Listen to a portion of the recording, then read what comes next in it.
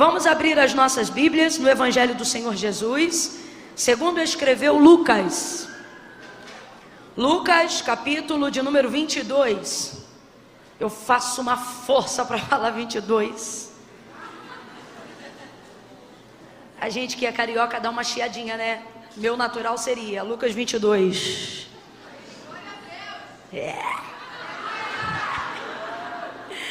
Oh, aleluia!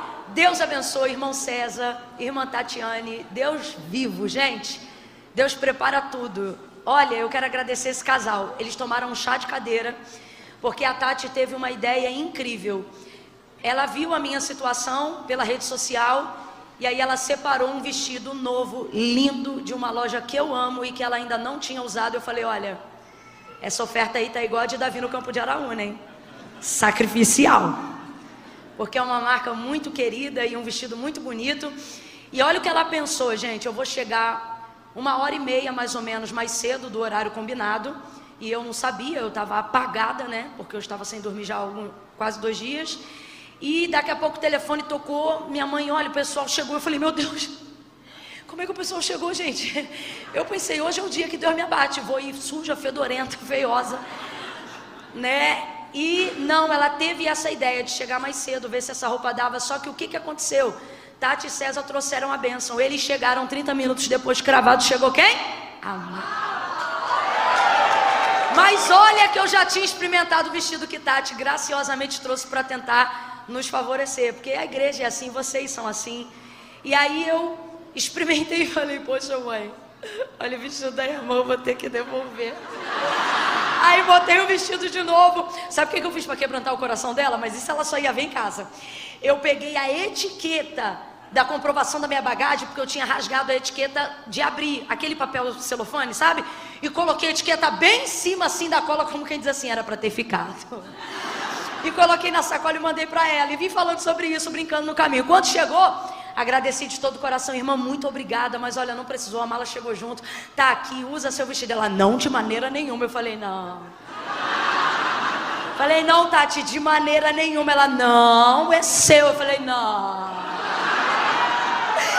E aí, quando ela me deu o vestido que eu ganhei, eu falei, Jesus, valeu a pena ter perdido a mala, muito obrigada. Tati, obrigada pelo teu carinho, irmão César. Obrigada por compartilhar testemunhos de fé que edificaram minha vida no caminho, viu? Deus abençoe vocês.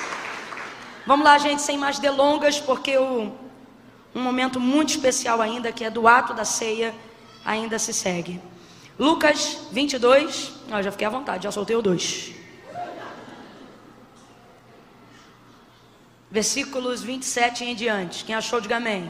Amém. Lucas 22, versículos 27 em diante. Diz assim o texto: pois qual é maior? Quem está à mesa ou quem serve? Não é quem está à mesa?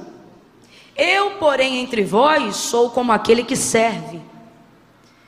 Vós sois os que tendes permanecido comigo nas minhas tentações. Assim como meu Pai me confiou um reino, eu o confio a vós, para que comais e bebais a minha mesa no meu reino.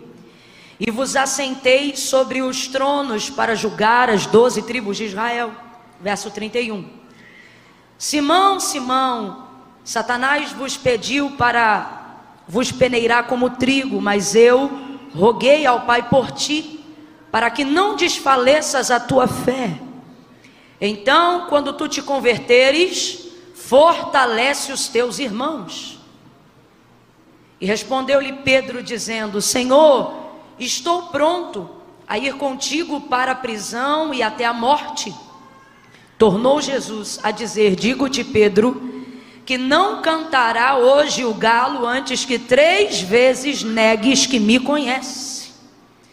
Então Jesus lhes perguntou, não, somente até o 34, perdão. Não cantará hoje o galo antes que 3 vezes negues que me conhece. Somente até aqui, diga amém por essa palavra. Essa palavra, ela voltou ao meu coração nessa noite como palavra de Deus para esse dia. E eu acredito exatamente no que eu ouvi da boca do pastor Tiago quando fui entrando aqui no templo. quando ele dizia, numa atmosfera como essa, eu reproduzi exatamente esta mesma palavra esta semana, numa outra atmosfera como essa, e eu dizia, numa atmosfera como essa, tão profética, palavras se tornam decretos. O espiritual rompe o físico e ele torna real, concreto, tangível aquilo que nós estamos falando numa atmosfera profética, abstrata. Então, sobre essa palavra, debaixo dessa atmosfera, quando eu entrei aqui, o Espírito Santo, como quem sacasse uma flecha da aljava, acertou meu coração nessa noite. E ele disse, diga ao meu povo que eles são o meu trigo. Porque essa palavra fala sobre isso. Então, debaixo dessa palavra, irmãos, eu vou contar de 1 a 3. No 3, antes de você tomar assento, eu vou te pedir para liberar essa palavra que determina o rumo profético, que Deus nos aponta como verdade, como resposta nessa noite para a nossa vida. Quando eu disser 3, você vai olhar para quem está ao seu lado e vai dizer para esta pessoa, você é trigo. Aí quando você disser para ela, você vai virar para outra e vai dizer, eu sou trigo. Você entendeu? Para uma você vai dizer o quê? E para outra você vai dizer o quê? É 1, é 2, é 3. Diga aí. Senta dando glória a Deus, porque o trigo é a boa semente. Aleluia! Oh, glória a Deus! Aleluia! Aleluia! O trigo é a boa semente. Diga glória a Deus! Aleluia! Aleluia! Deixa eu te explicar o contexto desse texto, antes da gente começar a aplicação profética na nossa vida dele. Esse contexto é bem semelhante com o contexto que nós estamos vivenciando hoje, aqui e agora. Um lugar foi preparado para que a mesa do Senhor estivesse posta. Nesse dia aqui o Senhor vai celebrar a última ceia, a última oportunidade que ele tem de estar em comunhão com seus discípulos, antes de ser levado ao Calvário. Ele sabia que a hora dele estava chegando. E literalmente esse episódio aqui, essa narrativa que a gente acabou de fazer menção nessa noite, ela antecede apenas horas, eu disse, do pior momento de dor e agonia que Jesus já viveu na sua história, enquanto viveu entre nós aqui, habitando por num corpo humano. Não há absolutamente nenhum outro momento de maior dor, de maior angústia e de maior agonia que na sua condição humana ele tenha sido impelido no seu processo de jornada ministerial aqui na terra.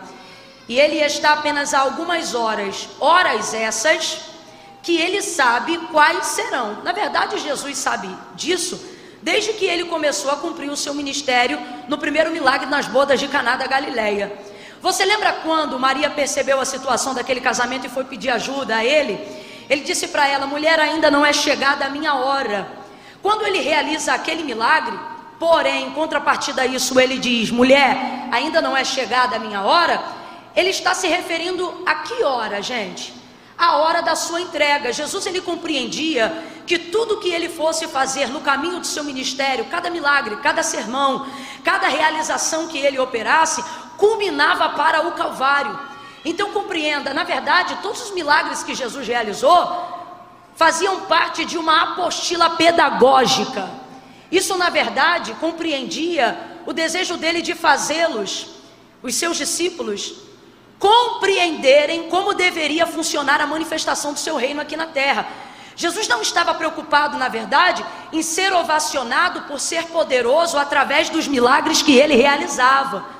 Jesus não só não estava preocupado com isso, como o que ele estava, na verdade, era ocupado em fazer com que aqueles que o seguissem entendessem a motivação dos seus feitos e não apenas a celebração dos seus resultados. Por isso que muitas pessoas que seguiam Jesus, seguiam, mas não permaneciam. Lembra daquela multidão, Marcos capítulo de número 5, aquela mulher do fluxo de sangue que se aproveitou dessa multidão, indo a caminho da casa de Jairo e o tocou, e a hemorragia estancou. Você lembra o que o texto dizia ali? Que a multidão que o seguia o apertava. Porque na verdade eles formatavam a operação dos milagres que Jesus realizava dentro de um único método exoperante. Quem está comigo, diga amém. Elas começavam a divulgar e a acreditar o quê? O relato que Lucas escreveu na época da operação daqueles milagres, que era qual? Que todas as pessoas que Jesus tocava, elas eram curadas. Completa aí para mim, todas as pessoas que Jesus tocava, elas eram curadas. Por isso que aquela multidão está apertando, porque eles acreditavam que só podiam ser curados se por ele, Jesus, fossem. Aí aquela mulher não podia por ele ser, porque o sangue, sua hemorragia, que era a enfermidade que ela tinha na época, tornava ela imunda de acordo com a lei de Moisés. Em razão disso ela não poderia tocar. Mas por que ela é tão celebrada e ela é utilizada como um exemplo na Bíblia Sagrada? Porque ela não se acomodou por isso. Uma vez que ela não podia por ele ser tocada, ela inaugurou um método que nunca antes foi utilizado por ninguém. Existem crises que Deus permite a gente entrar, não é o ponto hoje não, é só um exemplo. Mas existem crises que Deus permite a gente entrar só porque através da nossa vida Ele quer inaugurar métodos que ainda não foram utilizados por ninguém. Para quê? Para tirar aquele método pequeno que só porque já foi vastamente utilizado, começa a nos levar à crença limitante de que só pode operar de uma única maneira. Antes dela, ninguém tocava nele para receber. Por quê? Porque todo mundo acreditava que tinha que esperar para ser tocado por ele. Por que todo mundo aperta, mas ninguém recebe milagre? Porque está todo mundo esperando ser? Ela não. Uma vez que eu não posso por ele ser tocada, e é por isso que a fé dela é extraordinária. Ela me impressiona. Eu costumo dizer que ela foi, pegou o que queria sem pedir e não foi roubo. Você vê que o sermão nem é sobre ela, mas ela me encanta tanto que eu já parei aqui no texto. Porque, meu irmão, a gente gasta tempo às vezes pedindo tanta coisa porque inauguramos ou estabelecemos um único método e uma única forma de Jesus operar. Ah, tem que ser assim, tem que ser assim. Aí vem essa mulher, de acordo com a lei mosaica, imunda. Ela não toca nele propriamente na sua pele para que ele não perceba que ela tocou e torne ele imundo. Por quê? Porque quem está buscando cura não faz isso sujando ninguém.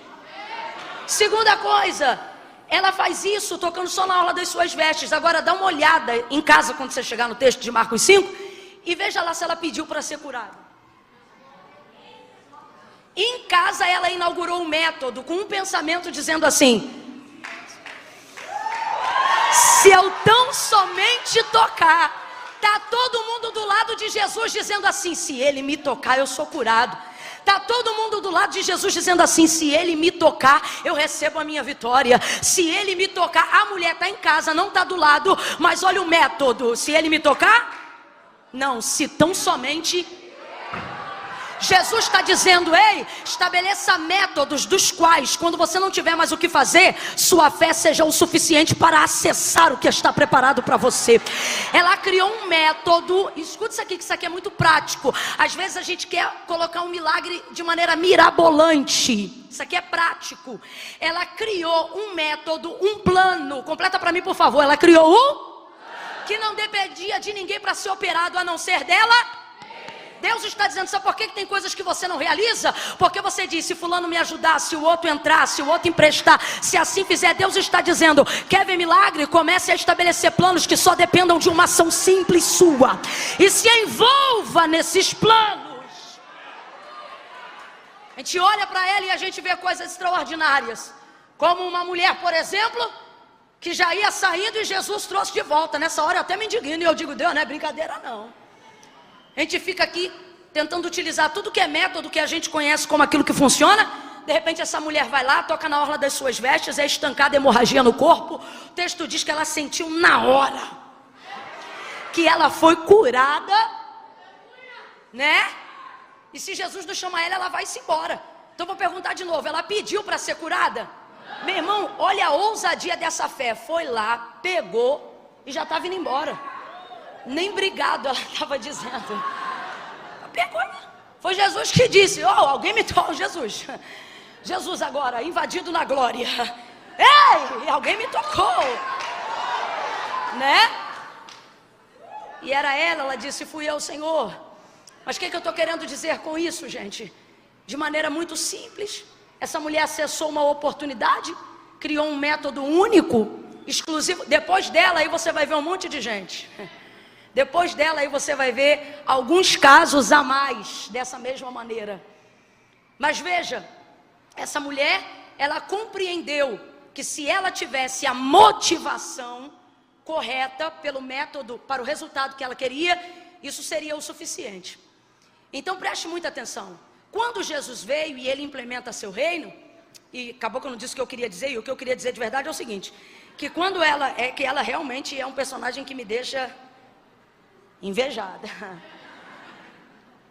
O que eu quero dizer é o seguinte, que quando ela acessa isso, ela não só cria um novo método, como ela corrige nas pessoas a motivação e a expectativa pela qual Jesus opera os seus milagres.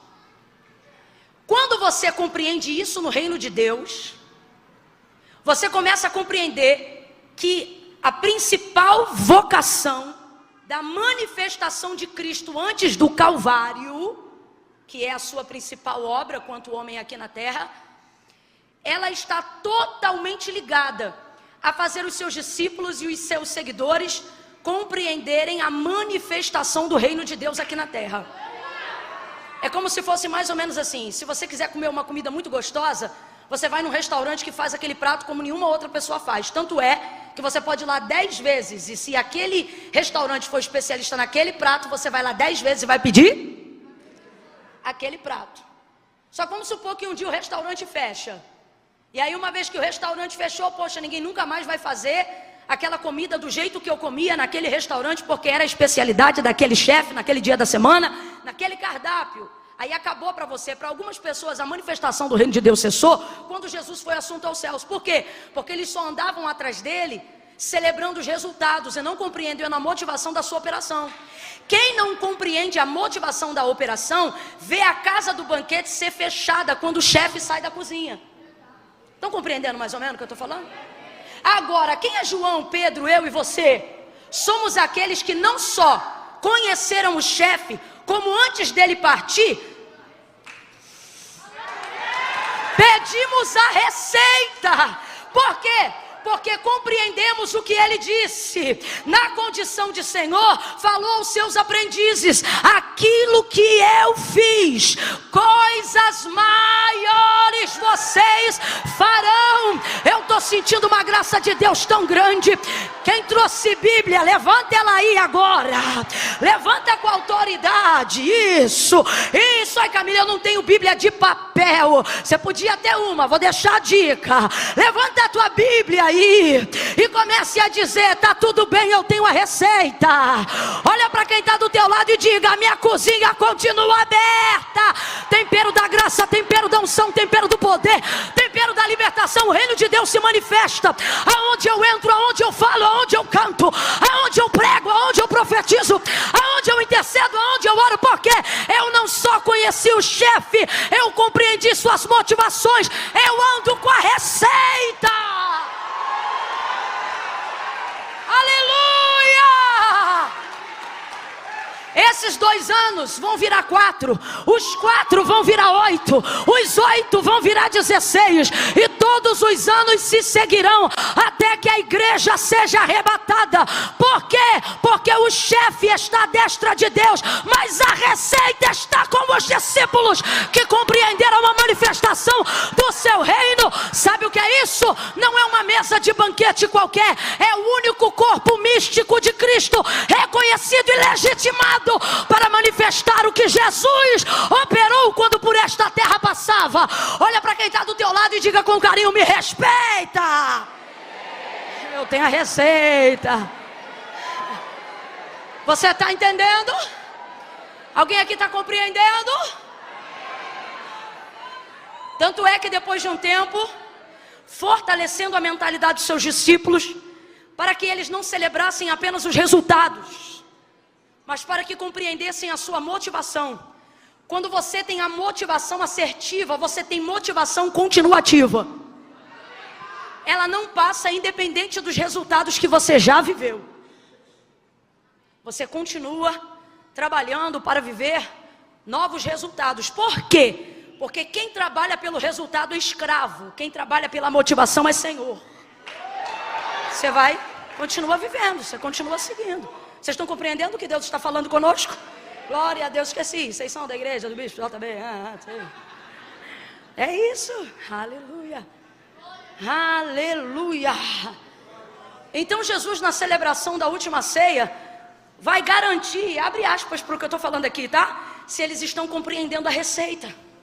Porque desde o primeiro chamamento, quando a primeira cúpula ministerial de Cristo foi composta, Jesus ele tem esse cuidado de dizer, olha, não cuideis de andar ansiosos por coisa alguma. Ele percebia, porque Jesus não chamou os catedráticos, pelo menos não para compor a sua cúpula ministerial daquela época. Ele chamou os seus discípulos, pessoas simples, pescadores, tanto que o povo se impressiona quando Pedro fala a multidão, depois de Assunção de Cristo. Não é aquele pescador, como quem diz, um indouto, um inculto. Então, ele chama essas pessoas muito simples. E pessoas muito simples têm crenças muito limitantes.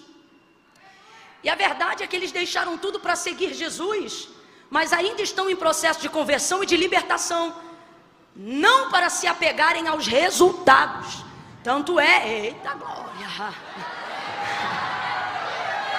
Esse é aquele momento que você diz assim, ainda bem que eu estou na igreja se Jesus voltar, não é? Então veja, ele chamou e eles deixaram o que eles tinham. Tanto é que no chamamento de Pedro, primeiro apóstolo da igreja primitiva, ele seguiu Jesus depois de ter pego a maior multidão de peixes da sua vida, seu maior cardume. Largou tudo e seguiu, para compreender que não era o resultado, era a motivação. Então eram pessoas simples, e pessoas simples às vezes dentro de um contexto acabam tendo muitas crenças limitantes, e os discípulos não eram diferentes. Então Jesus quebrava essa limitação. Olha isso, eles estão andando com o Filho de Deus. Eles estão vendo cegos serem curados de manhã, e antes do entardecer eles já estão pensando na janta. Aquela preocupação, lembra da multiplicação, Mateus 14? Dos pães e dos peixes? Daquele menino que trouxe 5 pães, 2 peixinhos, Jesus deu graças, começou a repartir, multiplicou para aquela multidão. Qual foi o pensamento dos discípulos depois do sermão pregado naquele deserto, naquela tarde? Senhor, manda eles embora. Rapaz, Jesus está pregando, irmão. Se a gente ouvir alguém que a gente gosta, ou alguém que nem gosta, mas que está pregando a palavra, já cativa a gente. Imagina você ver o verbo vivo pregando, pastor, pelo amor de Deus, gente. Ai, nesse culto ia ter que me catar a capar. Olha isso. Então, veja, Jesus está pregando, o povo está tomado, mas aquela multidão, Jesus disse que tinha compaixão. Por quê? Não o seguiam apenas por o que ele falava, mas sua principal motivação era o quê? Se ia ter comida.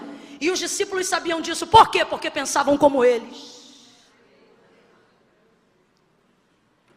Tem gente que só tem capacidade de julgar a gente pelos erros que a gente comete, porque no fundo eles cometem os mesmos erros. E aí os discípulos, Senhor, manda embora, manda esse povo embora.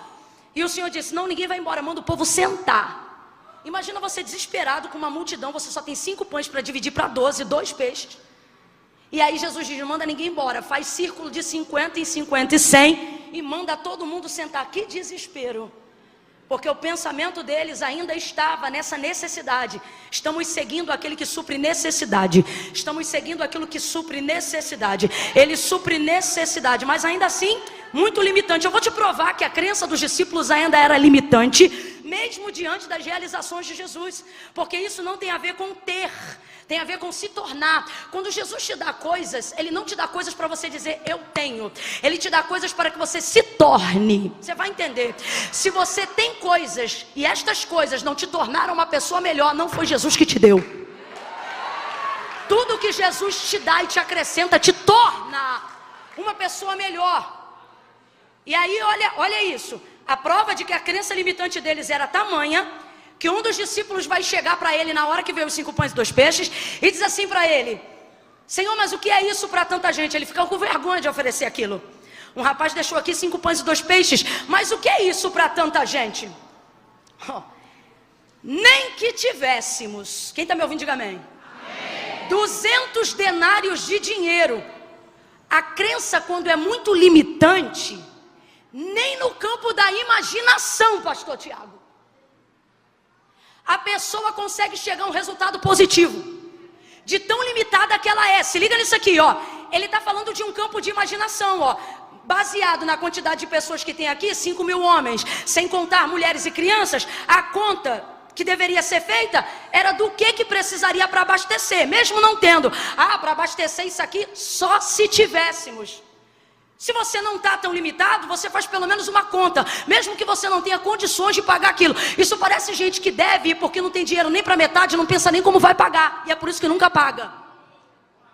Porque quando você estuda o cálculo e trabalha numa imaginação acessível, você começa a quebrar crenças limitantes na sua cabeça. Vai ouvindo aí. Eu sei que essa linguagem está meio de coach, mas você vai compreendendo. Eu estou falando é de fé mesmo, tá? Nada contra não, eu só estou falando porque senão já tem irmão que eu estou vendo que está torcendo bem isso meio assim. Você vigia, tá, irmão? Que Deus use os irmãos. E olha o que ele vai falar. Nem que tivéssemos, irmão, se você já vai falar no campo da imaginação. Vocês estão compreendendo?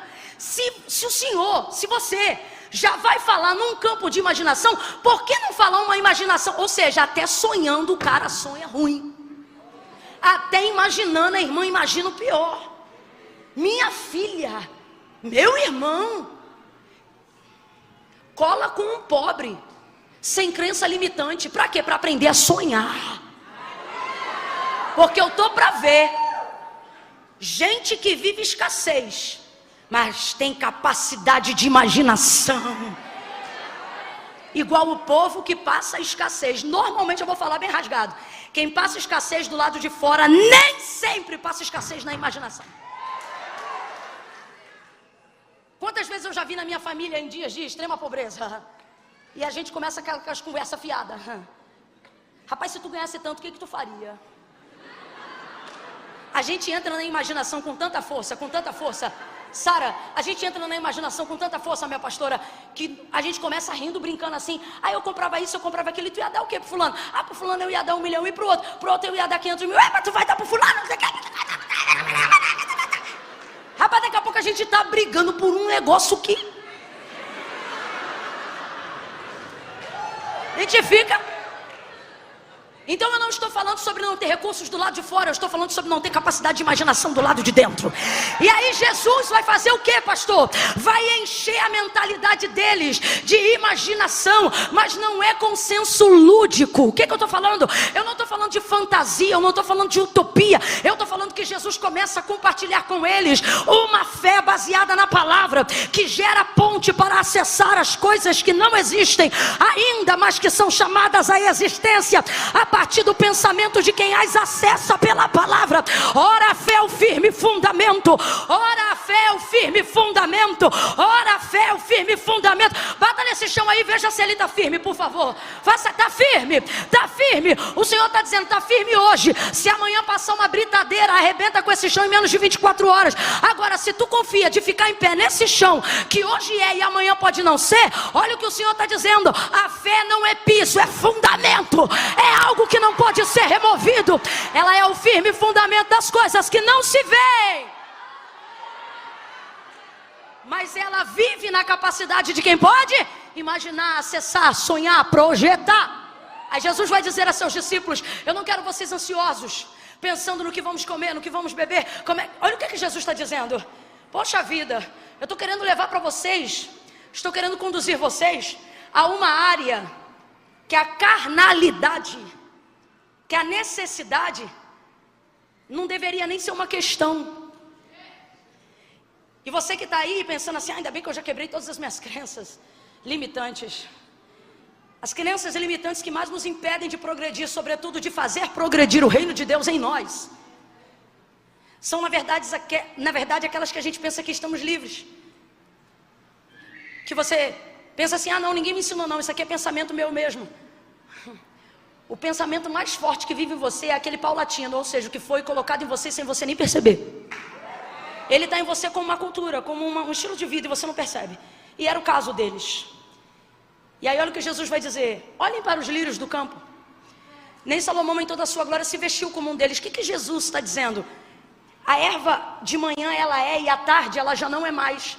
Porém todos os dias Deus a veste. O que ele está dizendo? Ele não faz deixar de ter broto, de ter ramo e de florescer todos os dias. Aí ele diz: nem Salomão em toda a sua glória, se vestiu como um deles. Olhem para as aves do céu, não batem ponto. Eu estou parafraseando para você entender na nossa linguagem. Não batem ponto de vínculo trabalhista. Mas veja, elas são livres. Não semeiam, mas colhem, não passam fome. Aí ele diz, não seria porventura a vossa vida mais importante, mais relevante do que as aves dos céus, do que os lírios do campo? Saibam de uma coisa, e é a primeira vez que você vai ouvir isso aqui, no sermão dele. Saibam de uma coisa, o vosso, ele não diz o meu, ele diz o vosso Pai que está no céu. Quem é pai e mãe aí? Sacode a mão, sacode a mão. Quem é pai e mãe? Maravilha. Agora, quem é pai e mãe aí de filho abaixo de 16 anos? Maravilha. Quando chega o boleto ou o acerto lá da conta de luz, você dá na mão dele para ele pagar? Porque essa é uma necessidade do lar, que é responsabilidade do... A condição é semelhante ao que está sendo aplicado aqui. O que nós estamos querendo dizer? O que Jesus está falando para eles? Não gastem todo o tempo de relacionamento, de intimidade que vocês têm com Deus, não só com Deus, entenda, com o Pai. Falando sobre necessidades. Por quê? Porque olha o que ele está dizendo, o vosso Pai que está no céu, dessas coisas ele já... Quando vocês estiverem andando comigo, é o que Jesus está tentando incutir na mentalidade deles. Não fiquem pensando naquilo que ele vai dar até sem vocês. Trafega comigo numa via aonde vocês vão suplicar por coisas que o dinheiro não vai precisar comprar. Trafega comigo numa via em que a sua dependência não vai estar limitada na roupa que veste, na casa que mora, no carro que você quer ter. Desculpa, mas você pode ter o melhor carro, a melhor casa, você pode ter a melhor estrutura financeira. Não é sobre isso. Isso vai te gerar enfado, vai te gerar ansiedade, vai te gerar síndrome do pensamento acelerado. Provérbios, Salomão fala sobre isso. Quanto mais o homem enriquece, menor fica o seu tempo, maior fica a sua preocupação, e menos paz muitas das vezes tem dentro da sua casa. Por isso no mesmo texto ele vai dizer, é melhor um bocado seco onde há paz, do que muita riqueza num banquete onde há escassez de paz, ou seja, onde não há alegria. Então entenda, olha o que Jesus está dizendo. Parem de gastar o tempo da vossa vida pedindo por aquilo que quando vocês não sabiam pedir, o Pai já dava. Quem aqui não nasceu num lar cristão, aprendeu o que era oração outro dia, o que era a vida devocional outro dia, e quando olha para a vida hoje, diante de Deus, diz assim, mano, eu não conhecia ele, mas ele já cuidava de mim. Alguém aqui já teve essa experiência? Então seria porventura agora num relacionamento de intimidade que Deus vai querer usar, ou melhor, que você vai usar todo o tempo que você tem para falar só disso? Com todo respeito, mas eu vou falar bem rasgado o que Deus está mandando eu dizer. Sabe o que ele está dizendo? Meu filho, para pagar essa conta é só você virar mais um plantão. Para você ir morar nessa casa é só você fazer mais um curso. Você quer trabalhar naquele lugar, você quer entrar nessa área, acorda mais cedo, estuda e capacita. Eu vou falar mais rasgado. Sabe o que o Senhor está dizendo? Se o dinheiro que você precisa o banco dá, vai falar com o banco, não fala comigo não. Agora, se você falar comigo o que não tem no banco, aí a gente vai começar a transitar numa esfera que ninguém ainda conhece. Então Jesus está chamando eles para coisas maiores. Quem está compreendendo, diga amém.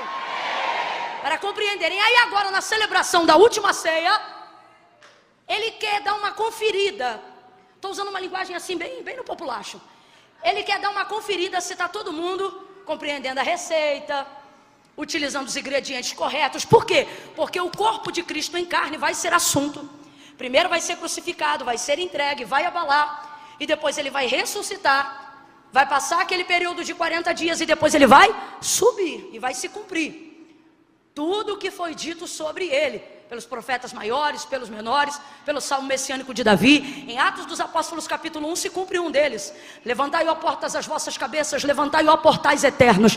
Há anjos que começam a fazer a comitiva angelical do Jesus em carne, que começa a subir por entre as nuvens, diante dos olhos dos discípulos que estão presentes.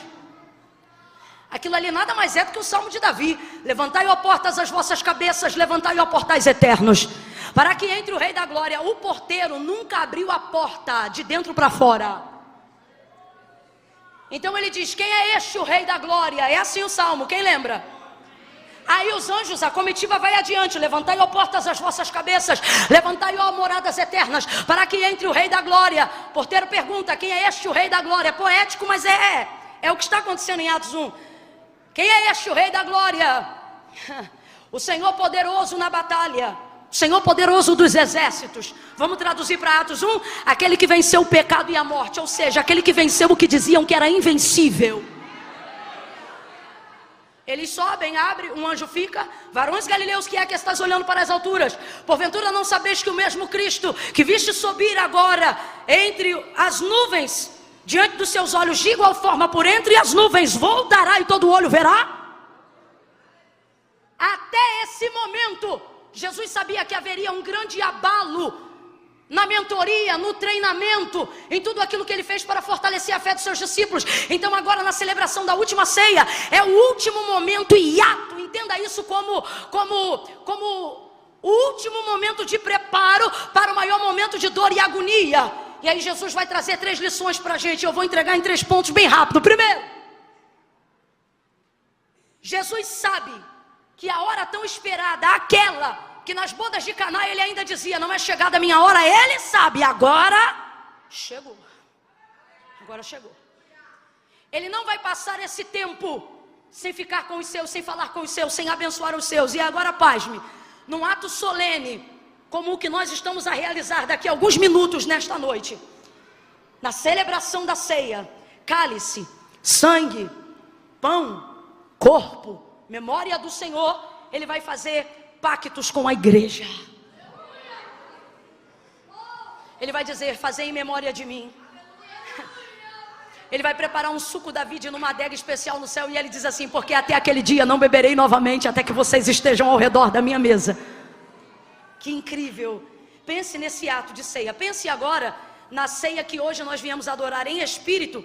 Os discípulos estão vendo o homenageado ser também o celebrante da cerimônia. Pense num culto onde Jesus celebra a ceia, é o pregador e ainda é o cantor. Porque foi o que aconteceu nesse dia aqui. O texto diz que logo depois deles terminarem de cear, olha o momento, gente. Se uma ceia entre nós já é extraordinária, imagina uma ceia com Cristo na cabeceira, ou no meio entre eles. Imagine. Quando termina de cear, se liga na cena, eu quero que você imagine, com literalidade, mas imagine. Quando ele termina de cear, imagina: pão, cálice, palavra de Deus, Cristo entre eles. Aí o texto diz assim: e tendo dado graças e partido o pão, cantou um hino. Não diz apenas cantaram, mas antes disso diz cantou. Quem puxou o hino? Quem cantou o hino? Imagina, você acabou de tomar o cálice, você acabou de comer o pão e ele começa a cantar. Imagina a voz de Jesus, o que devia ser?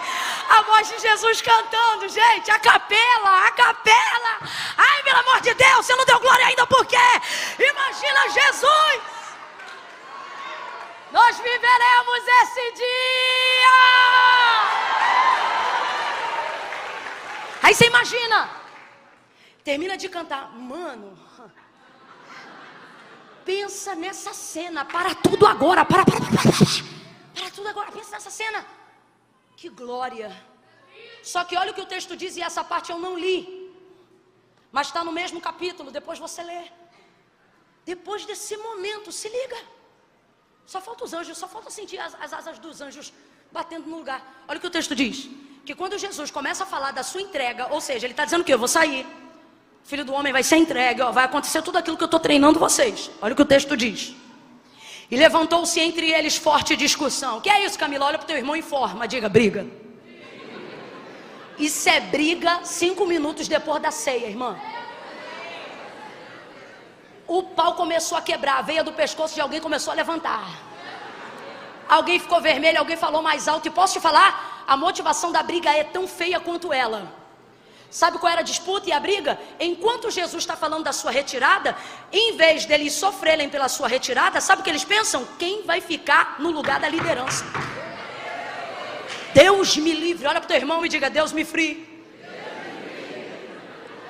Deus me livre Jesus ainda nem se ausentou do meio deles, pastor. Nem se ausentou do meio deles. E eles já estão pensando quem é que vai liderar. Começaram a discutir para saber entre eles quem seria o maior. E Jesus estava presente. Aí Jesus vai acabar com a discussão. Jesus vai entrar e ele vai dizer assim: estando entre vós, quem é o maior? O que Jesus está dizendo? Calma que eu ainda nem saí. Estando entre vós, quem é o maior? O Senhor é o maior, ok. Sendo eu o maior e estando entre vós, pensem comigo. A mesa, quem é maior? O que se assenta ou o que serve? Olha o que ele está dizendo. Quem é o maior entre vós? O maior sou eu, Jesus. Ok, uma vez que vocês concordam que eu, Jesus, sou o maior entre vós, agora pensem comigo. Estando à mesa, tem aquele que se assenta e é servido, e tem o que está ao lado de pé servindo. Quem é maior, o que se assenta ou o que serve? Não, eu não estou falando para vocês falarem o que Jesus falou. Estou falando qual é o protocolo. Então você vai num restaurante, você manda o garçom sentar e é você que serve ele? Então vamos lá, Jesus está explicando para eles. Estando entre vós eu sou o maior, mas pensem comigo. A mesa, o maior é o que se assenta ou é o que serve? Agora, estando eu entre vós, me assentei ou vos servi? São perguntas. Eles lembram, foi o Senhor. Botou toalha na cintura, colocou posição de servo, lavou pés, fez um monte de coisa. Não, foi o Senhor. Pois então entendam, no meu reino. Sabe o que Jesus está dizendo? O problema de vocês não é nem vocês estarem brigando, mas é vocês estarem brigando pelo motivo errado. No meu reino o maior é o quê? O maior é o quê? Então ele não está brigando porque alguém quer ser referência. O que ele está brigando é pela motivação pela qual esse alguém quer ser. Então ele está dizendo, vocês querem ser maior? Não briguem pela cadeira, briguem pelo serviço. Pastor, vou liberar uma palavra profética aqui para a igreja do Senhor. Se tiver briga aqui, vai ser na escala de obreiro. Por quê? Porque alguém repetiu? Não, porque alguém vai querer vir de novo. Vai querer, não, esse mês eu vou servir todos os domingos. Não, esse mês eu quero todas as terças. Eu quero declarar que vai ter irmão levantando a voz no estacionamento dizendo, não, entre e assiste o culto. Aí ele dizendo, não, entra você. Hoje quem vai cuidar dos carros sou eu. Você recebe isto. Porque Jesus está dizendo, querem brigar? Briguem por isto.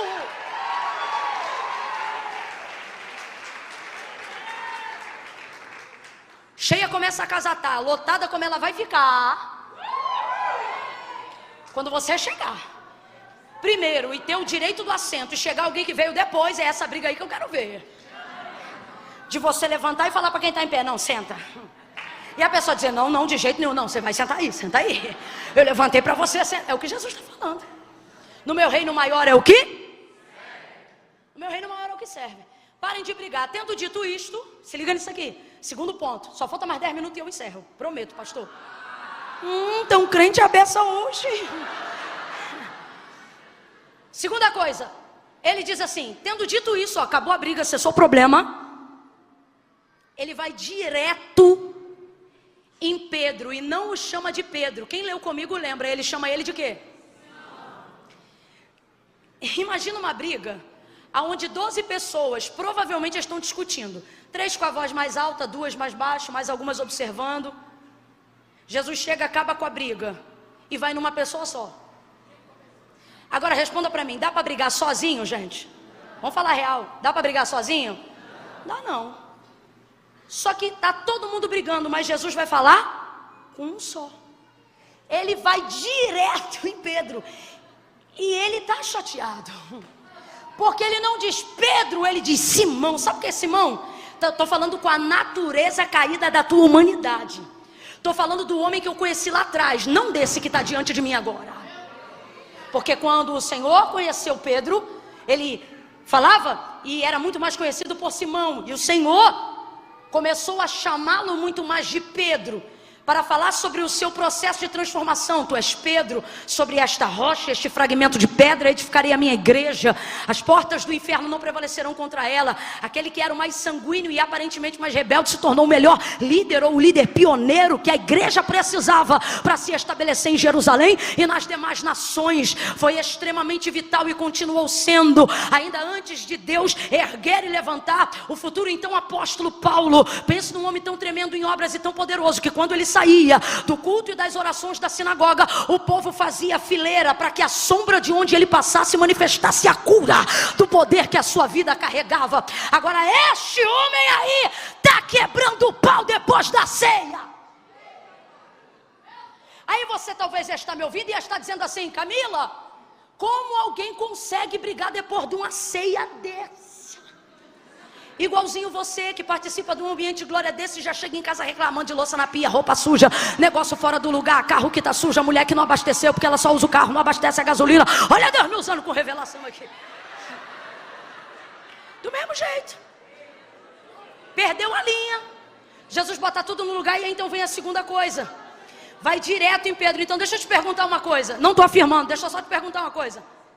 Quem você acha que começou essa briga? Tem 12 pessoas, um é mais sanguíneo que todo mundo.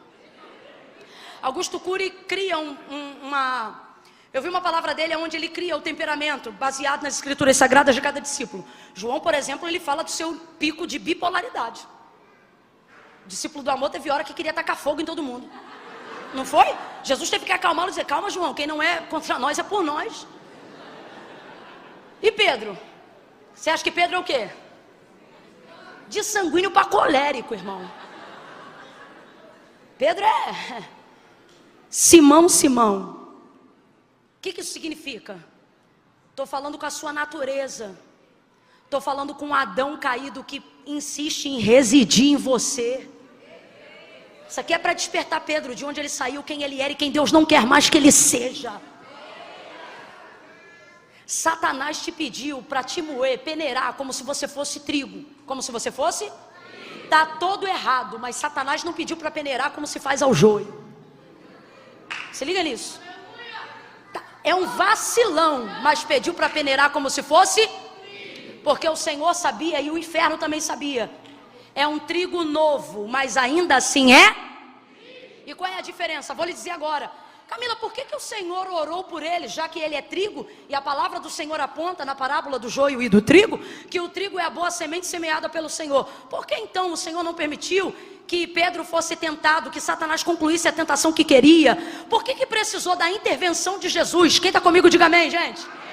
Por que precisou da intervenção de Jesus, dizendo para Pedro, para Simão, que orou na posição de intercessor, e orou por ele, dizendo: Pai, livra ele dessa tentação, já que ele era trigo, que caísse então na peneira, como convém ao crente ser provado, para aprender o que é paciência, para aprender o que é perseverança, como diz o texto sagrado. Mas por que? É isto que você tem que se perguntar nesse texto.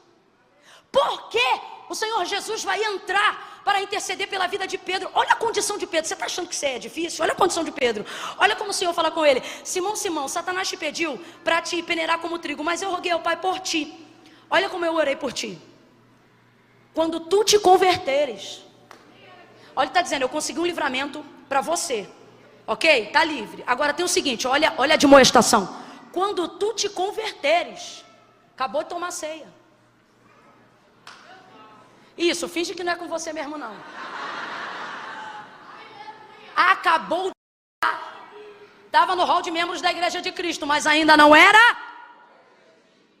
O processo de transformação de metanoia ainda estava em andamento. Quando tu te converteres, fortalece os teus irmãos. Então aqui está a resposta da pergunta que a gente acabou de fazer. Por que a intercessão? Primeiro, porque é trigo. Mas segundo, por que a intercessão? Porque não está convertido agora, mas quando converter, você vai ter um processo de conversão tão forte que você não vai ser só forte, você vai ter o poder de fazer o quê? Fortalecer os seus irmãos. Deus estava vendo a liderança de Pedro, Cristo apontava a liderança de Pedro, só Pedro não via o seu potencial, e por isso vacilava, mesmo sendo uma boa semente, mesmo tendo um bom mentor, mesmo ouvindo uma boa palavra. Só que nesta noite nós devemos fazer como Jesus. Primeiro, interceder por aqueles que têm potencial, mas ainda não estão preparados. Interceder por aqueles que são bons, mas ainda são meio rebeldes. Interceder por aqueles a quem o Senhor confiou um propósito maravilhoso, e eles só se rebelam ou só fazem coisas que vacilam na fé, não porque são desgraçados, infelizes ou joio, não, mas porque todos veem o potencial deles, menos. Mas essa é a última barreira e crença limitante que Deus vai derrubar na vida de Pedro. O que? Ele vai corrigir a sua identidade. Camila, como é que se corrige a identidade de um homem, de uma mulher que Deus quer usar? Você tem que parar de se ver como você se vê, e tem que começar a se ver como Deus te chamou, e comece a profetizar sobre a sua vida as palavras que Deus liberou sobre você. Nelas está sua vida, nela está a sua identidade. Vou te explicar o processo da peneira em 2 minutos. Primeiro, como é que funcionava a agricultura? E o Senhor está falando na linguagem daquela época, porque Ele quer acessar aquelas pessoas. Hoje Ele está falando nessa linguagem, porque Ele quer acessar essas pessoas. Então entenda, como é a agricultura? Vem comigo na parábola. Ele diz assim, parábola do trigo e do joio. Durante o dia, os servos semearam o trigo, a semente que o Senhor do campo deu para eles semearem na terra. Trabalharam o dia inteiro, semearam a semente do trigo, para dar lucro e semente no celeiro do Senhor do campo. Quando chegou a noite, eles estavam cansados. Completa para mim, eles estavam? Dormiram, porque o sono é para todos. O sono é para? Tem coisa na tua vida que tu perde de vista, não é porque você é mau, é porque um nível de impotência foi estabelecido para todos os homens. Você pode ser a melhor pessoa do mundo, irmão, você não vai cercar e vai trabalhar nas 11 de maneira excelente o tempo todo. Uma hora alguma coisa vai sair da sua vista. Todos dormiram.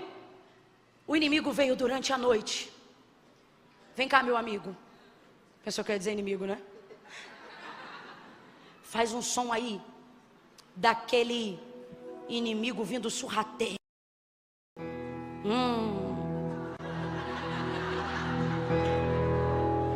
Durante a noite, enquanto todos dormiam, o inimigo vem e começa a plantar a semente do joio, onde eles plantaram a semente do... No outro dia de manhã, ambos começam a crescer. Vai, cresce. Pronto. Vai crescendo joio e trigo juntos. Joio e trigo vão crescendo. Joio e trigo vão crescendo. Eles ficam desesperados e vão à porta bater do Senhor. Senhor, que semente foi que o Senhor nos deu? O Senhor não nos deu a boa semente e o trigo? Ele disse sim. Pois então, agora o joio está crescendo no meio do trigo. Como é isso? Ele disse, ora, essa semente quem semeou foi o inimigo. O Senhor do campo na parábola fala para eles que a semente do joio quem semeou foi o... Se o Senhor sabia que quem semeou a semente foi o inimigo, por que não a impediu de ser semeada? Porque o Senhor está cuidando de coisas importantes e seus servos também deveriam cuidar de coisas mais importantes. Por que você está falando isso, Camila? Entenda, o objetivo do Senhor é que o trigo seja semeado. O objetivo do Senhor é que o trigo cresça. O objetivo do Senhor é colher o trigo e colocar a sua semente no celeiro. Camila, e o joio? O joio não deve ser preocupação para nós. Por quê? Porque joio não impede o crescimento do trigo, mesmo que esteja do seu lado. Mas eles vão ficar desesperados. E aí eles vão dizer assim, Senhor, quer que nós vamos lá e arranquemos o joio no meio do trigo? O Senhor vai dizer, não! Faz isso não. Porque há de ser que vocês não vão ter o discernimento perfeito de saber o que é joio e o que é. E arrancando o joio, mesmo que seja para ajudar, nesse processo pode ser que vocês percam alguma semente de... Agora diga para mim, a semente de joio vale quanto? Nada, porque joio é considerado erva daninha das sementes. Então ele não vale nada. Agora, alguém pega aqui para mim um galinho desse ramo de trigo, por favor.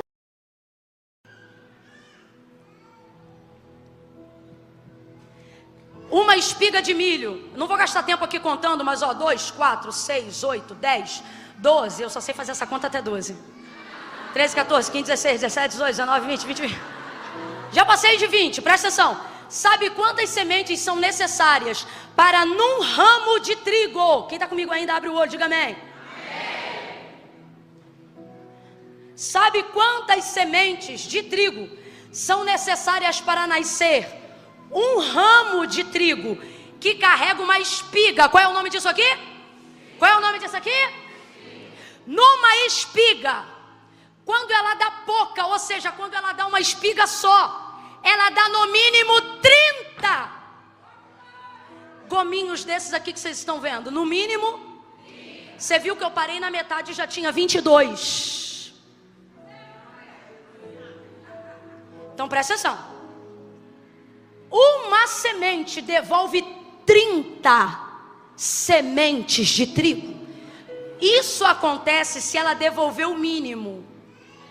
Porque tem ramo de trigo que num ramo nasce uma espiga, 2 espigas, 3 espigas, 30 e até por. Então olha a preocupação do Senhor da terra. Olha a preocupação do Senhor da terra. O baterista pode ir subindo também. Olha a preocupação do Senhor da terra. Se vocês arrancarem, vamos supor, 1000 feixes de joio, mas perderem um ramo de trigo, eu perdi muito por nada. Camila, então o que a gente faz? O trigo não deve ser sua ocupação, o joio não deve ser sua ocupação, e menos ainda sua preocupação. Deus está dizendo hoje aqui, a trigos, a servos, e como o Senhor Ele está dizendo, por que você acha que tem que fazer tudo e organizar tudo do seu jeito, achando que você é o último profeta da última verdade pregada? Porque eu vou revelar, porque eu vou mostrar, porque isso, porque aquilo, causa mais escândalo, muitas vezes mais confusão. Camila, cuidado, você está falando de um jeito que parece até que a gente tolera o pecado. Não, a gente não tolera o pecado. O que a gente não pode deixar é o que o joio está fazendo contra o campo, fazer nos perder as únicas sementes que importam para o Senhor. Camila, eu ainda não entendi. Então você vai entender agora. Deus está dizendo, pare de ocupar-se com o joio, ou melhor, pare de preocupar-se com a vida do joio e comece a ocupar o seu tempo com o trigo. Ao invés de passar o dia inteiro olhando na internet para ver quem pecou, quem estava no bloquinho, quem estava na marcha e agora veio aqui tomar ceia, o Senhor está dizendo, o joio não vai te levar a lugar nenhum. Quer ocupação? Vai visitar os hospitais, vai visitar os presídios, vai procurar gente que vai gerar resultado na obra de Deus. Com todo respeito, mas vamos aqui, olha para alguém aí e diga, Deus não quer. Não, prega comigo, tu não vai me deixar batata quente sozinha não. Diga com firmeza, diga, Deus não quer. Você preocupado com o joio. Diga, Ele te chamou para se ocupar com o trigo. Vai salvar as almas que o Senhor preparou. Vai cuidar daquilo que Deus botou na tua mão. Vai fazer aquilo que Deus te chamou para fazer. É o que Ele está falando com Pedro. É isso que Ele está falando com Pedro. O contexto, na verdade, é esse. Agora, você vai entender melhor o que eu estou dizendo. Então, quer dizer, para só um minuto aqui, um parêntese. Só um parênteses. Quem semeou o trigo, quem deu o trigo para ser semeado foi o Senhor. Então, o trigo pertence ao... E os servos do campo trabalham para quem? Por isso que Ele disse não e é não. Porque você pode até cuidar do que Deus te deu, posse do que é de Deus. Quando Deus diz não é, não importa o quão zeloso você seja. Agora, veja bem. Se o servo é do Senhor, e ele deve trabalhar para o Senhor, complete aí, ele deve trabalhar para o Senhor. O próprio Senhor disse que o joio quem semeou foi quem? Então quer dizer que eu, servo do Senhor, vou pegar o tempo do meu trabalho para o Senhor e vou colher o que o cão plantou? Desculpa, mas eu vou falar. Desculpa nada. quer desculpar, não desculpa, vou falar. Servo do Senhor não trabalha para colher o que Satanás plantou. Você não é funcionário do cão, vou falar bem rasgado. Você não é funcionário da fofoca, você não é funcionário do leve trás, você é funcionário do que o inimigo tentou semear no campo do Senhor. Agora, principal motivo, e eu encerro aqui. Principal motivo, por quê? O Senhor queria que o trigo e o joio crescessem juntos. Primeiro, porque se o joio não afeta o crescimento do trigo, deixa crescer. Olha aqui para mim. Não afeta, entendeu? Quem deixa de estar. Quem fez, quem deixa de fazer. Olha para quem está do teu lado e diga, não afeta o crescimento. Igreja brasileira, quem tem ouvidos ouça, nós vamos crescer. O ano de 2023 nós vamos crescer. O ano de 2024 nós vamos crescer. Alguém está entendendo o que eu estou falando aqui?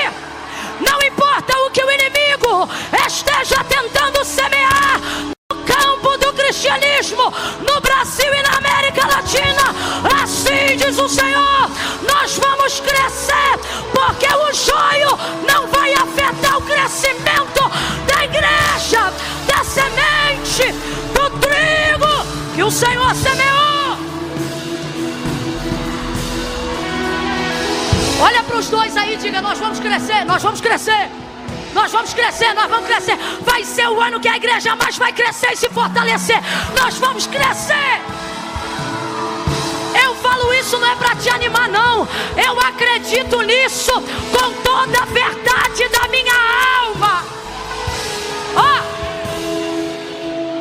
Nem estava ali no meu tópico. Isso nem estava na minha cabeça. Deus me deu agora. Vou lhe falar.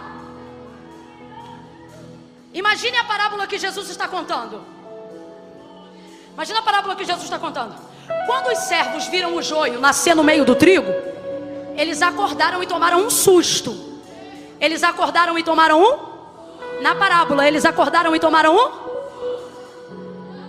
O inimigo semeou durante quantos servos? Porque a gente não pode controlar tudo, mas o Senhor sabia que o inimigo estava entrando e estava semeando. Agora vem para os servos, que somos nós. Depois que você levanta e toma um susto, você dorme de novo? Quem está no espiritual já entendeu. Sabe o que o Senhor está dizendo? Esse susto não foi para bater a perna de vocês uma na outra não. Foi para vocês dobrarem o pelotão da vigilância.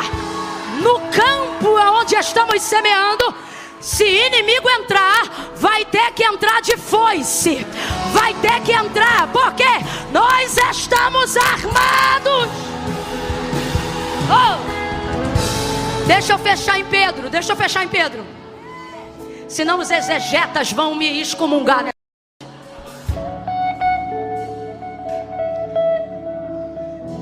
Por que interceder por Pedro? Pelo mesmo motivo que Jesus não deixou arrancar o joio. Agora que tu ficou de pé, tu fica de pé até o final. Eu não falei para tu ficar de pé, foi tu que ficou. Prometo, eu vou encerrar aqui.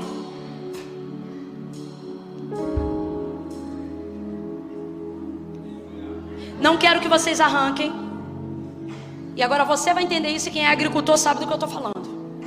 Por que não quero que arranque? Ele vai dizer, porque há de ser que tentando arrancar o joio, com ele vocês também vão acabar tirando o...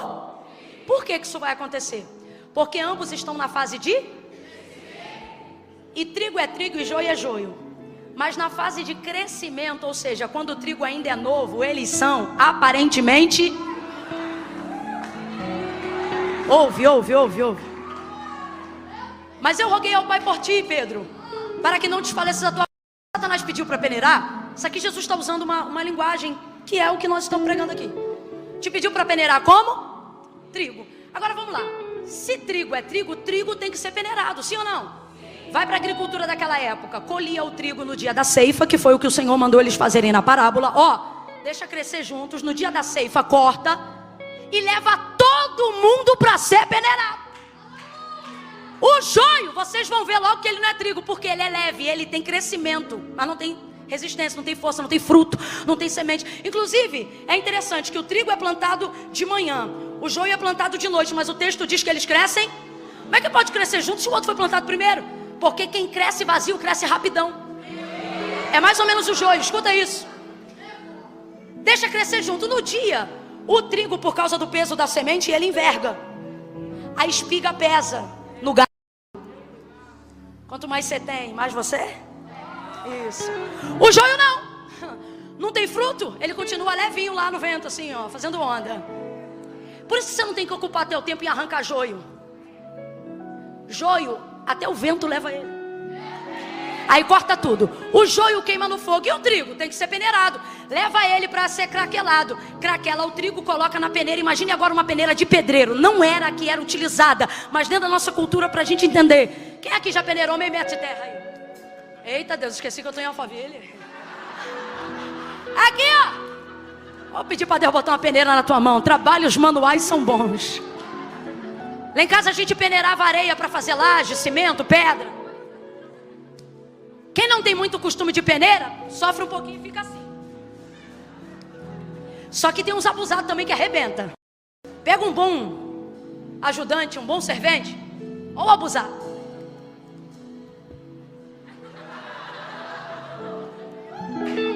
Ele arrebenta. Joga para o alto, escute isso. O que a peneira faz no trigo? Ela rasga a casca. Quando joga para o alto, só sobe sobe na verdade os dois, mas só cai de novo na peneira. Só ela tem peso para ficar. A casca não fica. A casca, guarde isso, eu fui estudar a história da agricultura de Israel nos dias de Jesus. Sabe o que eu descobri? E eu estou falando uma história com H. Que a maioria daqueles que cultivavam trigo pegavam o trigo no campo, mas levavam eles para onde passava o vento oeste. Sabe o que eu descobri, pastor Tiago? Que o vento oeste para o agricultor nos dias de Jesus na Bíblia significa literalmente aonde o vento faz porque no processo da peneira o vento levava a casca e o vento selecionava a casca da semente. Por que Jesus está comparando o homem, a salvação, a vida humana ao trigo? Porque isso aqui ele não está investindo em você para fortalecer casca. O que ele quer fortalecer no céu não entra carne e sangue, o que vai entrar é a alma. Vai ouvindo. Mas o trigo novo é parecido com o joio. Por quê? Porque o trigo novo, ele cresce pegando os nutrientes da casca. O trigo só está pronto para ser peneirado ao amadurecer. E como o agricultor sabe que o trigo está pronto para ser colhido? Porque a semente do lado de dentro da espiga já soltou Então quando a peneira rasgar a casca, ela vai liberar crente, quando está pronto para ser provado, a prova não machuca ele, melhora ele, libera para fora o que ele tem de melhor. Agora o trigo novo, se ele for peneirado, quando a peneira rasgar a casca, também vai ferir ele ainda depende dos nutrientes que a casca puxa da terra. Você pode dizer que ama muito a Deus pelo que ele é, mas primeiro você conhece ele pelo que ele faz. Deus sabe disso, por isso que ele disse a Israel: Moisés, canta canções para o meu povo que lembra eles do que eu fiz. Por quê? Para que ao lembrarem dos meus feitos, eles saibam quem eu sou. Você pode até amá-lo depois de um tempo de convivência porque ele mas aprendeu a conhecê-lo através do que ele... Trigo novo precisa de feitos, nutrientes para fortalecer a alma, o espírito. Só que trigo maduro... Camila, dá um exemplo de trigo maduro. Ok, Jó está preso na casca. Um homem que diz diante da perda: Deus deu, Deus tomou, bendito seja o nome do Senhor. Responde para mim, esse cara está na casca? Está na casca? Sabe qual é o convite do Senhor na celebração da ceia nessa noite? Sabe qual é o convite do Senhor para esses 2 anos de ministério? Ele está dizendo: ei, de um tempo aqui para frente, já não vos falarei como meninos, como que a trigos novos, porque assim diz o Senhor: eu estou preparando o teu ano para te soltar da casca. Tudo que fizerem contra você não vai ferir a tua alma, não vai ferir os teus dons, não vai ferir a tua comunhão com Deus. Por que o Senhor vai interceder então? Porque Pedro é trigo, mas ainda é trigo novo. Pedro é trigo, mas ainda é trigo. Senhor, ele pode ser provado, mas não agora, porque ele é trigo. Se ferir ele agora, também vai ferir a alma, a semente. E aí quem vai perder? A mentoria de Jesus. 4 anos de investimento na cabeça desse cara. Segura isso aqui só um minutinho, rapazes, que isso aqui eu quero que eles engulam no seco. No seco. 4 anos de investimento específico. 3 anos e meio, perdão, em cima dele. Pai, não faz isso não. O que o filho está dizendo? Pai, não é nem por ele não. É pelo que eu fiz. Sabe o que o Senhor está dizendo? Se fosse só por você, tu já estava na peneira. Mas por causa do investimento que eu tenho feito em você e no ministério que eu te confiei, eu vou te livrar de peneiras desnecessárias, mas não vou te livrar para sempre. Por quê? Porque trigo novo não pode ir para a peneira, mas o maduro anseia a hora. Isso aponta para a salvação. Quando a casca sair, aquilo pelo qual ele realmente investiu será liberado para entrar no celeiro. Novo. Pedro deu muito trabalho. Quer ver? Jesus acabou de dizer, Satanás te pediu. O que ele está dizendo? Pedro, você não está pronto. Olha como é que ele responde, estou pronto.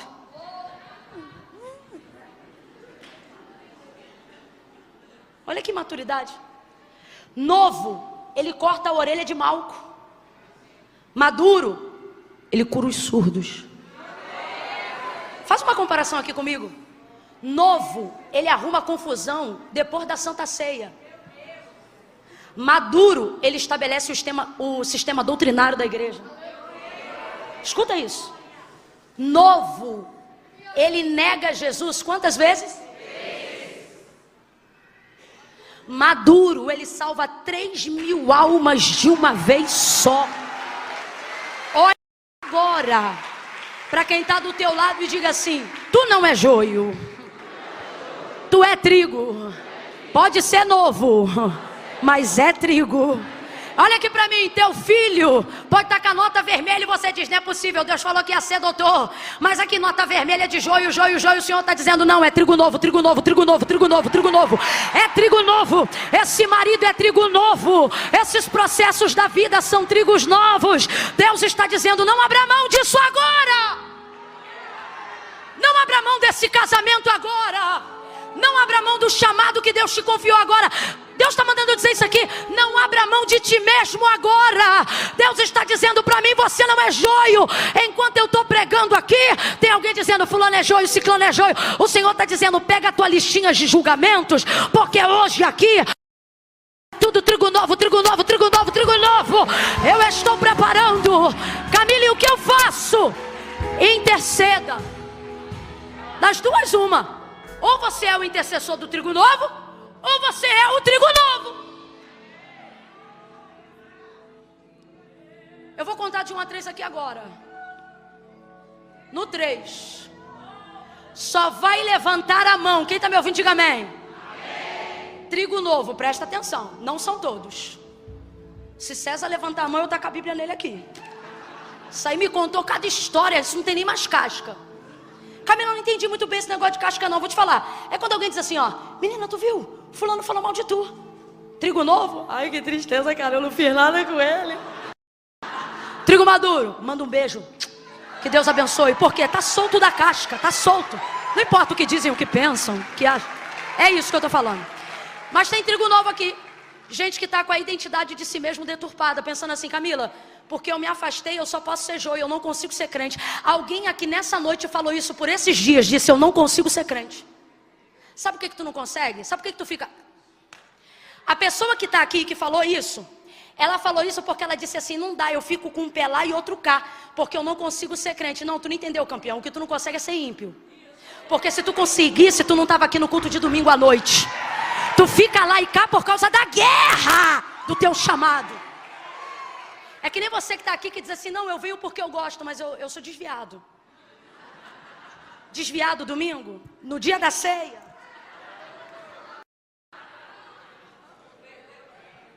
Tu não é desviado. Olha para mim, desviado não frequenta culto. Que raio de desviado é você? Que até crente, daqui a pouco, vai começar aqui, ó.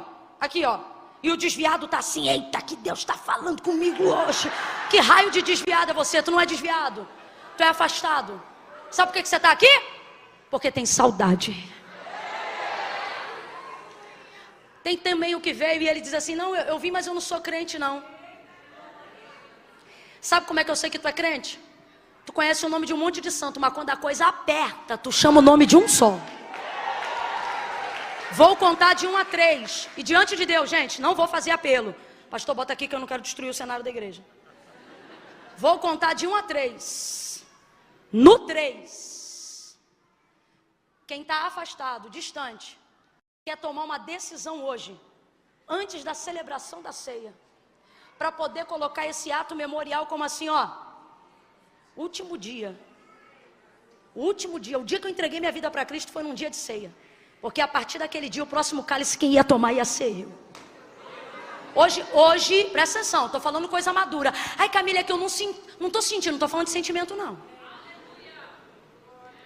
Você é trigo novo, deixa eu te dar uma palavra madura. Salvação não é sentimento, é decisão. Aí eu não estou sentindo, não. Crê que Jesus é o único mediador entre Deus e os homens? Camila, eu creio.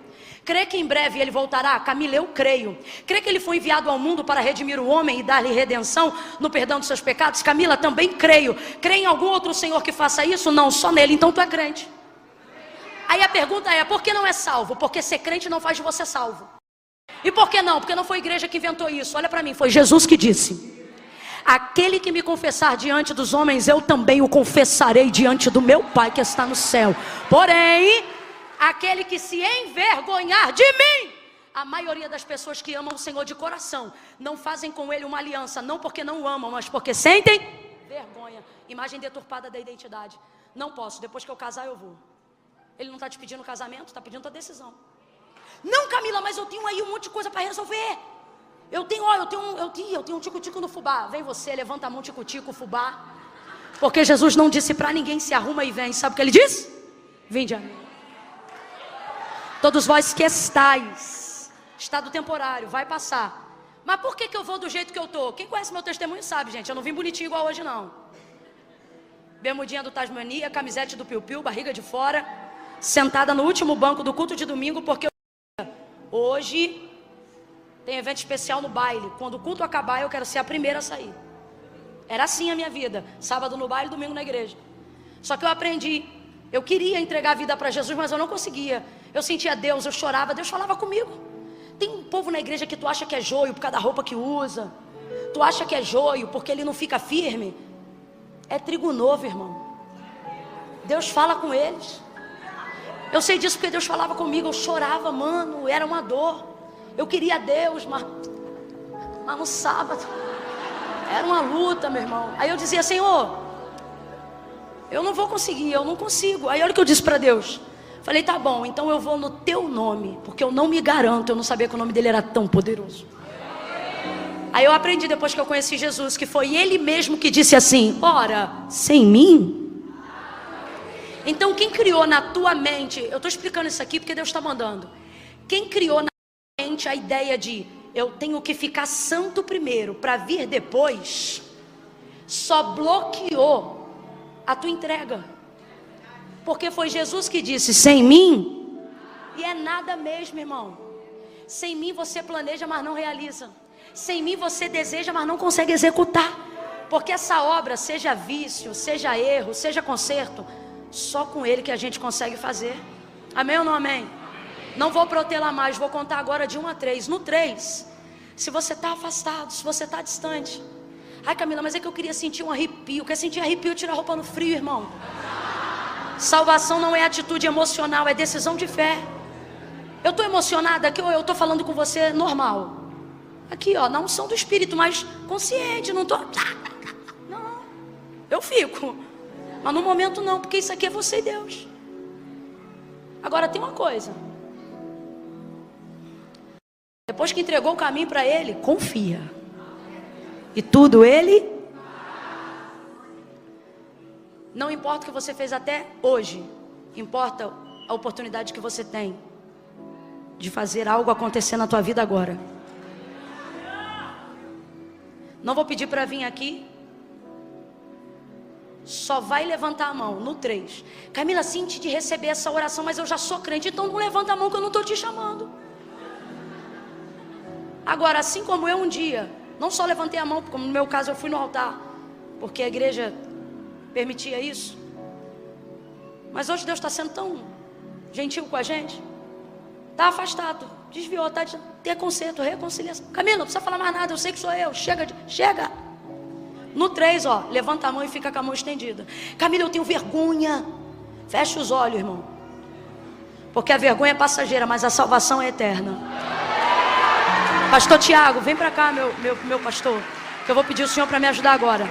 Nós só vamos aplaudir a oração do pastor Tiago, tá? E vamos hoje fazer o que fez Jesus. Irmão, eu estou tão feliz de ter ceia hoje aqui. Maior memorial da igreja. Maior. E não foi à toa essa palavra. Tem trigo, tem mesa. Oh, tem Jesus aqui. O Jesus que transformou Pedro não vai descartar você porque você é trigo novo. Ele vai interceder por você para que seu processo de transformação te leve ao amadurecimento.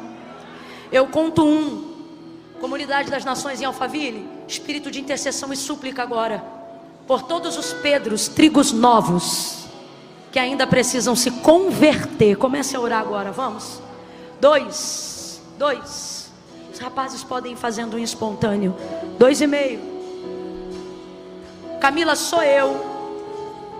Esse conserto, essa reconciliação, a confissão hoje, sou eu, é comigo. É você? 2,5, prepara. 3, levanta a tua mão e mantém ela estendida para eu saber que você está aqui. Camila, sou eu, é comigo, isso. Fica com a mão estendida lá no alto. Eu não vou te chamar não, eu estou te vendo. Camila, sou eu estou voltando, eu estou fazendo minha aliança com Deus hoje. É você? Então mantenha a mão estendida. 1, 2, 3, 4, 5, 6, 7, 8, 9, 10, 11, 12, 13, 14, 15, 16, 17, 18, 19, 20, 21, 22, 23, 24, 25, 26, 26, 26, 27, 28, 29, 30, 30, 30, 31, 31, 32, 33, 34, 35, 36, 37, 37. Ei, se você é da igreja e está vendo uma mão estendida, mantenha a mão. Quem fez a aliança, mantenha a mão. Seja corajoso, mantenha a mão. Está vendo a mão estendida? Cola aí. Se você é da igreja, cola com essa pessoa que está com a mão estendida agora. Vamos orar junto, Camila, tem uma pessoa com a mão estendida aqui perto de mim. Chega perto dela aí agora. Quando alguém te abraçar, aí você pode abaixar a mão. Enquanto não te abraçar, não abaixa não. Ó, tô precisando de gente lá atrás, obreiros. Lá atrás, tô precisando de gente lá. Cola aqui também, eu preciso de uma irmã aqui, ó. Aqui, ó, isso, cola com quem tá. Isso. Oh, meu Deus. Aquele senhor lá, ó, tem alguém aí? Tem alguém aí com ele? Você que tá com o neném no colo, tem alguém do teu lado aí? Tem? Então vamos embora lá, gente, vamos embora lá. Bora, sai do lugar de vocês são da igreja. Vai lá e vai colando na galera. Ninguém sozinho agora. Trigo maduro com trigo novo. Trigo maduro com trigo novo. Intercessor, intercedendo agora por trigo novo. Porque o Senhor vai levantar homens corajosos como Pedro, mulheres vocacionadas como Maria. Orianda levanta na conta, levanta na baixo. Reminara vai a xerica da raçuia. Que unção é essa? E vai a xúria.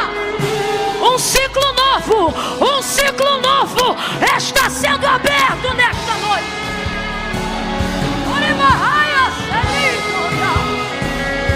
Aleluia, aleluia, Jesus. Fica perto dessa pessoa. Meu Deus.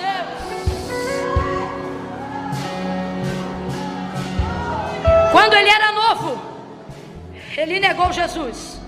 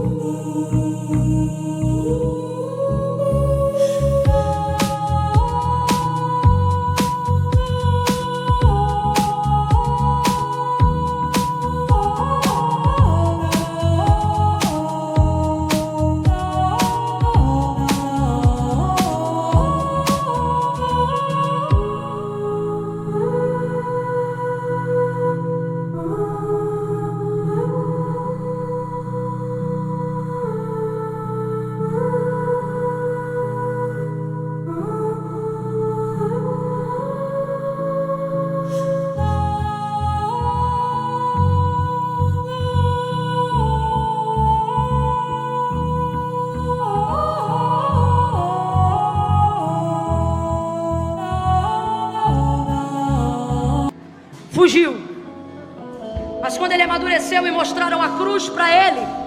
Fiquem ligados. Ele disse assim: vira a cruz de cabeça para baixo. Pedro falou isso. Ele disse: vira de cabeça para baixo. Ele estava tão maduro que sabia o que iam fazer com a carne dele. É essa liberdade que devemos andar, naquele que nos libertou. Não é liberdade de quem está preocupado se vai ter nova onda de Covid. Não é liberdade limitada de no domingo à noite estar celebrando o corpo de Cristo e na segunda-feira de manhã preocupado que não conseguiu pagar a fatura do cartão. Liberdade com que Cristo libertou. Circunstâncias exteriores só batem na minha casca, não corrompem a minha alma, não abalam os meus princípios. Minha semente está guardada. Quem está entendendo isso, diga amém.